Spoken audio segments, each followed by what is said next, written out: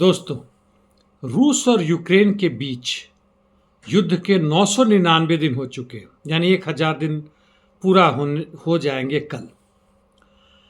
इस बीच में कई घटनाएं बड़ी तेजी से घटी हैं, बदली हैं, युद्ध क्षेत्रों में भी और अन्यथा भी, जिसका असर युद्ध क्षेत्रों में पड़ा है। पहले देखें युद्ध क्षेत्रों में क्या हो रहा है। जहां तक इंटरडिक्शन मिशन की बात है, कल मैंने अंग्रेजी वाले अपने वीडियो में बताई थी कि सैकड़ों मिसाइल और ड्रोन रूस के तरफ से यूक्रेन के मुख्य ठिकानों पर दागे गए थे और काफ़ी भारी मात्रा में सफलता भी पाई थी, जिसमें मुख्यतः एनर्जी इंफ्रास्ट्रक्चर और मिलिट्री बेसिस, मिलिट्री एयरपोर्ट्स वगैरह पर आक्रमण किया गया था। वह आज भी जारी, हालांकि उस स्केल पर नहीं। जहां तक यूक्रेन की बात है, उनका भी ड्रोन्स जारी है और हर तरह से कोशिश कर रहा है कि वह जितनी क्षति पहुंचा सके रूसी सैनिकों का। और आज भी सुबह सुबह मॉस्को के आसपास उनका ड्रोन मारा गया।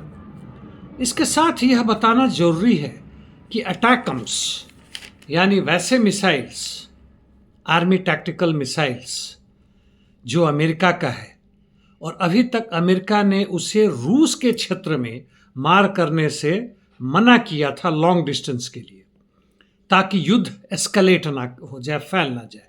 अब उन्होंने छोड़ दिया। बाइडेन ने यह खुलासा दे दी है, जहां की वहां की रिपोर्ट की बात है, सारे मीडिया में आ रहे हैं।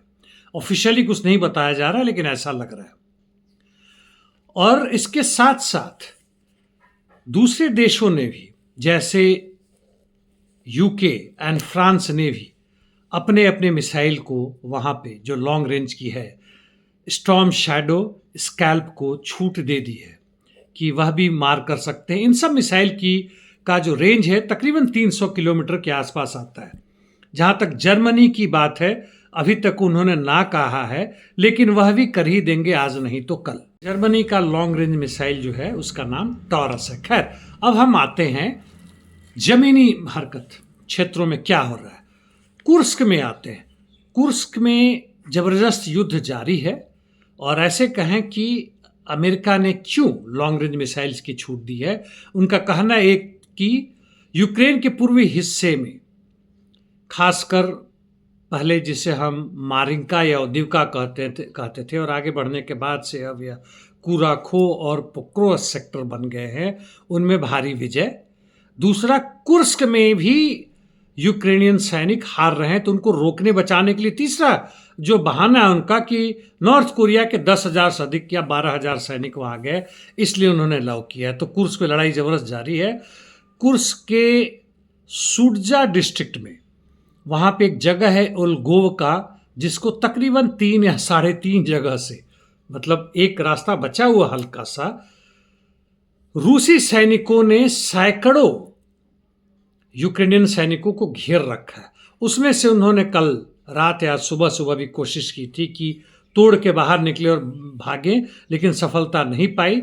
उसमें से काफ़ी मारे गए हैं और 30-40 के आसपास या उससे कम, 2 दर्जन कहते हैं, उससे अधिक यूक्रेनियन सैनिकों ने आत्मसमर्पण कर दिया। घायल भी बुरी तरह हुए हैं।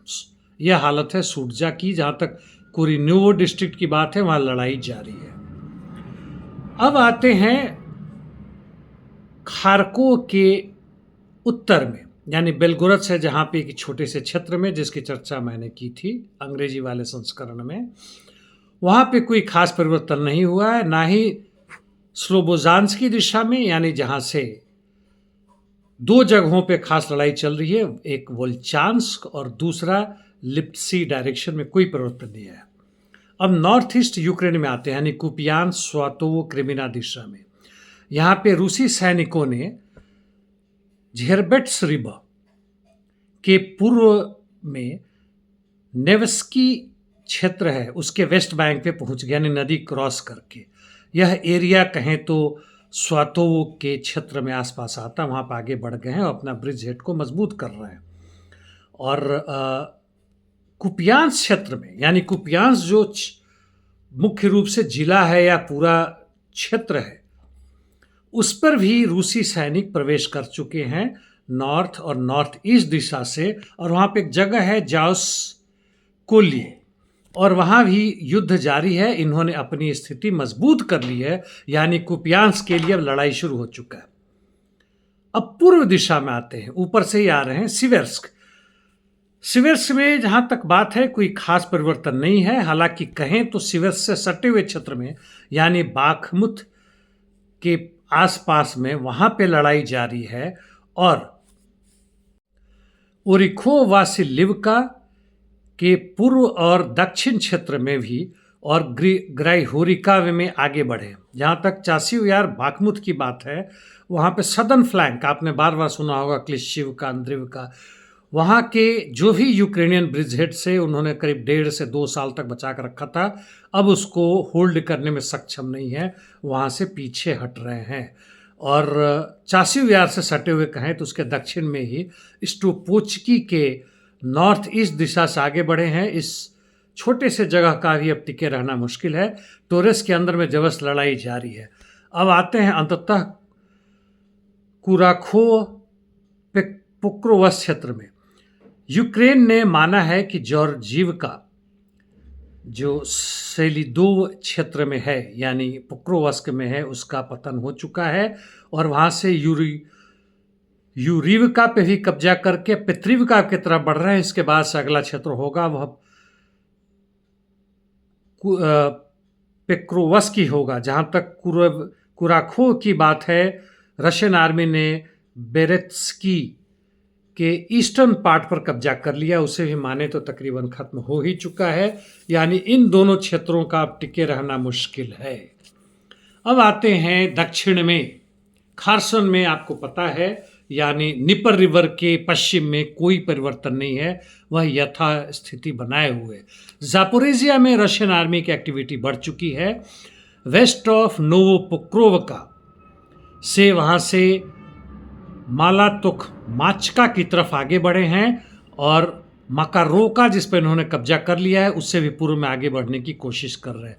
यह है स्थिति जहाँ तक पूरे यूक्रेन और रूस के लड़ाई की बात है। मुख्य रूप से उनका कुर्स्क में और पूर्व में रूसियों का काफ़ी दबदबा है और आगे बढ़ रहे हैं। इंटरडिक्शन मिशन की बात बता ही चुका हूँ, और नए लॉन्ग रेंज मिसाइल के इस्तेमाल करने की बात कर चुका हूँ।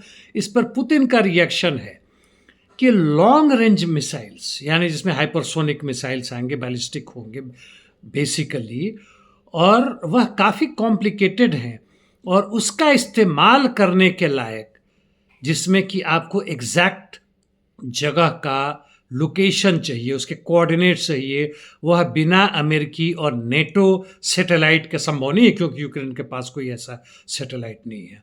दूसरी बात, इसको लॉन्च करने के लिए भी स्पेशलिस्ट यानी मिलिट्री स्पेशलिस्ट की जरूरत है, जो यूक्रेन के पास नहीं, यानी ये अमेरिकी और नेटो के स्पेशलिस्ट यूक्रेन के अंदर आके काम करेंगे। वैसे वो ऑलरेडी कर रहे हैं, इसमें संदेह नहीं है। और जहाँ तक ड्रोन्स की बात है, वो ऑलरेडी अटैक कर रहे हैं। इन मिसाइल्स के इस्तेमाल शॉर्ट रेंज के लिए यूक्रेन तो पहले ही कर चुका है और कर रहे हैं, और इसका मतलब है कि सीधे सीधे पश्चिमी देश का प्रवेश हो रहा है इस युद्ध में, और ये एस्केलेशन होगा। उन्होंने इस बार नहीं कहा कि न्यूक्लियर वॉरफेयर होगा, हालांकि दूसरे जो डिप्टी चेयरमैन हैं सिक्योरिटी इंटेलिजेंस वगैरह वगैरह का, वो खुलेआम अब कर रहे हैं कि अब वो स्थिति आ चुकी है कि रूस को संभवतः इस्तेमाल करना पड़ेगा न्यूक्लियर वेपन्स का। इसकी चर्चा मैं हिंदी में भी और दूसरे अन्य जगहों में मैं काफ़ी कर चुका हूँ। यदि आप धाकड़ खबर का खबर न्यूज़ सुनते हैं तो वहाँ भी बात कर चुका हूँ। अंततः वेनेजुएला के राष्ट्रपति मदुरो ने कहा है कि जहाँ तक इम्पेरियलिज्म यानी साम्राज्यवाद की बात है वह एक पागलपन के दौर से गुजर रहा है, और बदला लेने के चक्कर में इतनी ज़बरदस्त रूप से पागल हो रखा है रूस के खिलाफ कि किसी भी हद तक जाने को तैयार है। खासकर तब जबकि बाइडेन एक बूढ़ा इंसान, मानसिक स्थिति स्थिर नहीं है, शारीरिक रूप से तो हिलडुल ही रहा है, लेकिन उनके पीछे जो ताकत काम कर रहे हैं यानी इम्पेरियलिस्ट पावर काम कर रहे हैं, डीप स्टेट काम कर रहा है, वह कहीं से भी छोड़ने को तैयार नहीं है, और युद्ध के अंतिम क्षेत्र में जाने को तैयार है, जहां की अमेरिकी दबदबा पूरे विश्व भर में, जहां उसने 900 से अधिक उसके मिलिट्री बेसेज हैं, खासकर अरब कंट्रीज़ में और दूसरे देशों में, 90 नहीं करीब 150 देशों में, उसको छोड़ने को तैयार नहीं है। वर्ल्ड मार्केट पर कब्जा करने को तैयार है। यदि आपने यहाँ तक सुना है तो आपके कमेंट जानना चाहूँगा, ज़रूर लिखिए। हिंदी वाले और अंग्रेजी वाले, जहाँ तक मेरे वीडियो की बात है, अभी भी यूट्यूब ने सस्पेंशन जारी रखा है, इसलिए अधिकांश लोगों के पास जाता नहीं है, इसलिए अपने मित्रों को ज़रूर फॉरवर्ड करें। धन्यवाद दोस्तों।